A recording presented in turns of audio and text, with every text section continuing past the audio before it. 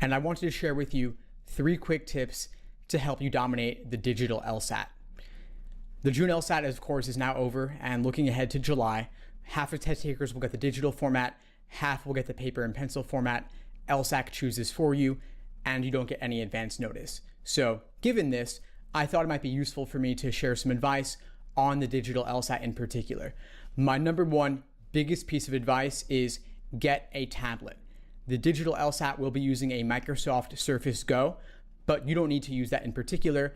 Any old tablet would be fine. You could use a Samsung, you could use an iPad, you could use an Amazon Fire. And I actually recommend the Amazon Fire because it is, of course, a little bit more than affordable than the others at only $150 for a tablet. And of course, if you decide you don't want it after the LSAT, you can always return it to Amazon. I hear they have a pretty good return policy.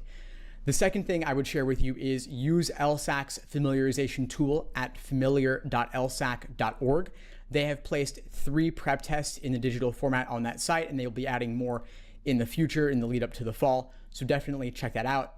Finally, I would say get used to using scratch paper. Of course, in the past, you've been limited to whatever the space is remaining on your test booklet, aside from the questions.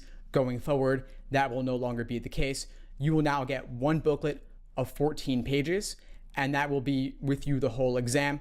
That'll be the scratch paper that you can use. So I recommend having your questions on the screen with the familiarization tool, or having them as PDFs if you have the PDFs, then using your scratch paper to the side. And of course, using a tablet or using your computer screen, whatever you need.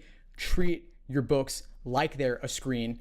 Don't write freehand in the books the way that you might write freehand on a piece of paper normally, because on the digital LSAT you are limited to using their annotation tools. Specifically, highlighting and underlining are the 2 biggest tools people will typically use, but on the digital LSAT you can't underline physically with your pencil or pen or stylus, whatever it may be.